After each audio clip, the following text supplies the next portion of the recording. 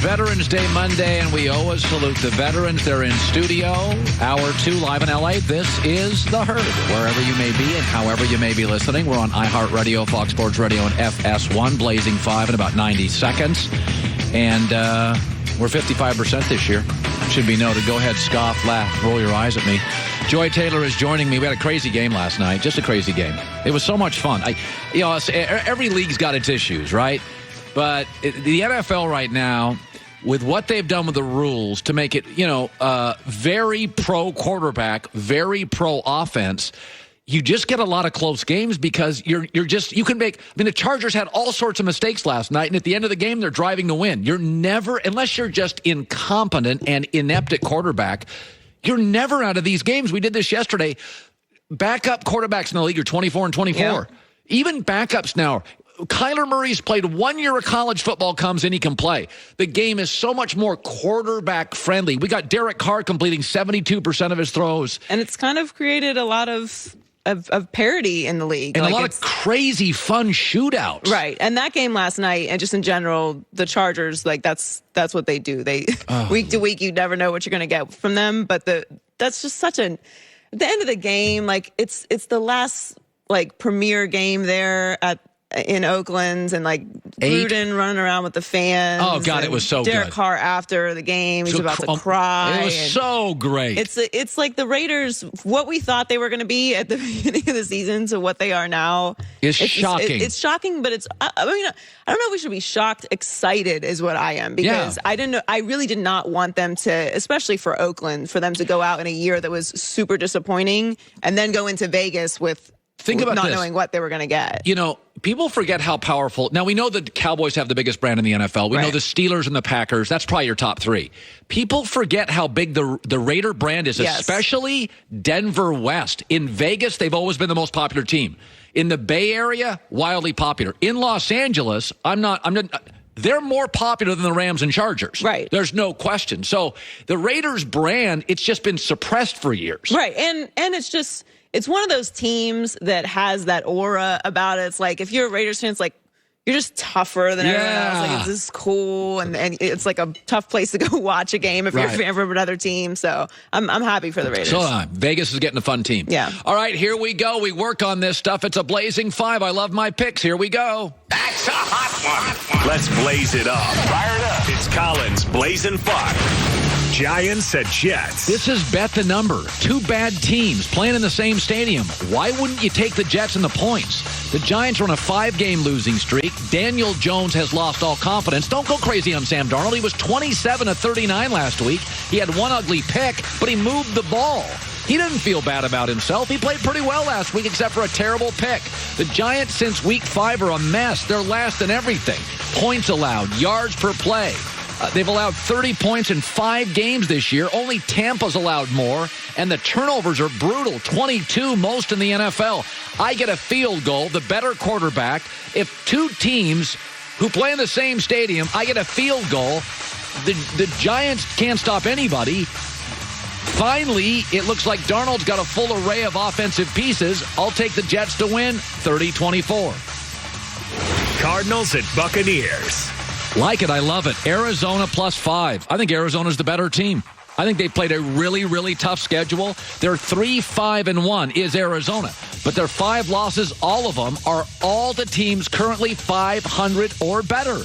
Arizona's been a tough out, and despite having a rookie quarterback, this is a remarkable number, and a bad offensive line, and a rookie head coach. They have the fewest turnovers in the NFL at 4. That makes less than New England.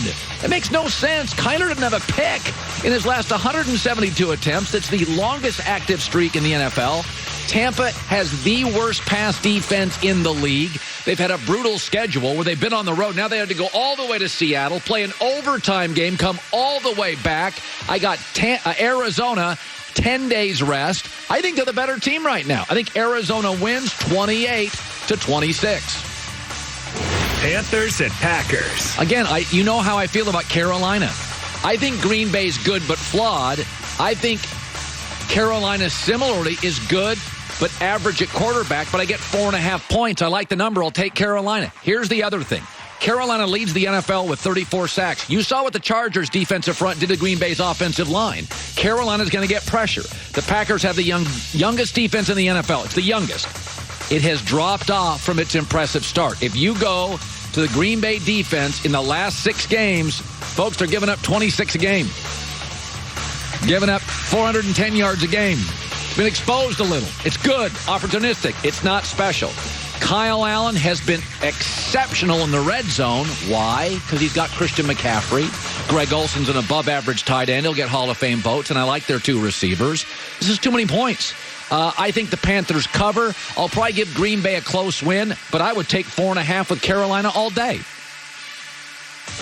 Rams at Steelers. This is another. Like it, I love it. I'll take the Rams -4. Sean McVay has had his way with the weaker AFC. Outside of Belichick in the Super Bowl, he's 10-0. He's off a bye. He stepped off the treadmill. Their offensive line's a little healthier. The secret with the Rams right now, their defense has actually, since the acquisition of Jalen Ramsey, been playing top 5 defense in the NFL. And Jared Goff, this may surprise you, his November numbers in the last couple years are like all-time stuff, like over Drew Brees. The Rams, again, they're on a 2-game winning streak, held both of their opponents to just 10 points each.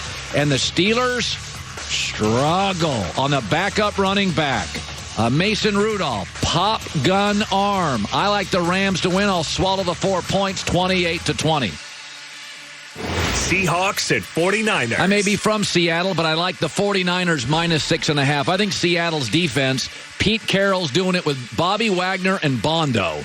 They're near the bottom in total defense, near the bottom in pass defense. They've become incredibly Russell Wilson dependent. That's why I'd make him my MVP. The 49ers are number 1 in every defense, total, pass, and red zone. They're also getting both their tackles back. Joe Staley, left tackle, Mike McGlinchey, right tackle, and their fullback that they use like New England often and to lead their running game. Arizona, Jimmy Garoppolo coming off a very good game, played well, little extra time. Seattle went to overtime. 49ers win by more than a touchdown, 31-23. That's a good Monday Night Football game.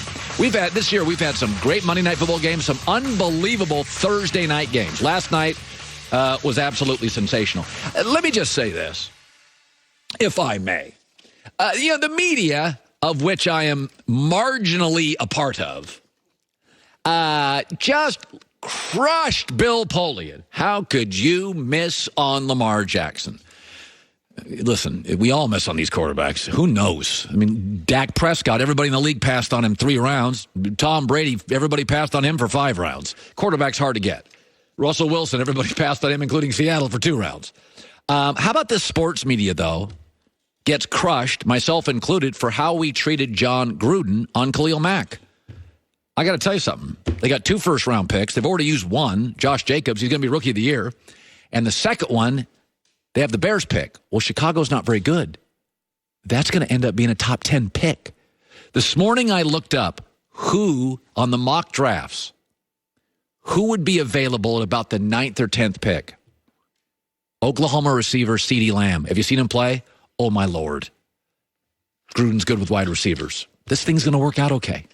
He's going to end up getting 2 great players. You can't doubt what Gruden and Mike Mayock have done with their offensive pieces. They've been great with their offensive. Richie Incognito, Josh Jacobs, Hunter Renfrow, the tight end from LSU.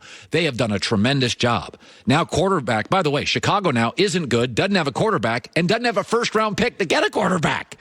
So we all came in with the anvil, myself included. But never forget this. Remember the Sports Analytics Conference, MIT? Remember? When they gave Gruden the award for best analytic trade for getting 4 picks in the deal, including 2 first picks. Those people at Sloan are pretty smart because it looks like a good deal today. So Chicago doesn't have a quarterback, doesn't have a first-round pick. Khalil Mack, for the record, got 5.5 sacks. He's terrific. No dispute. But he's not, like J.J. Watt, not really translating to wins because pass rushers don't if you're always behind. John Gruden and Derek Carr are working.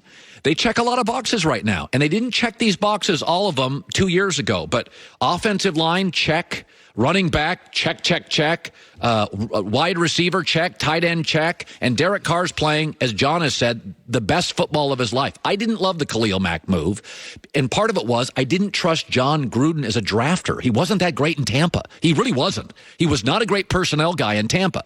But when I watched the first Mike Mayock, John Gruden, the first big draft, I got to be honest with you.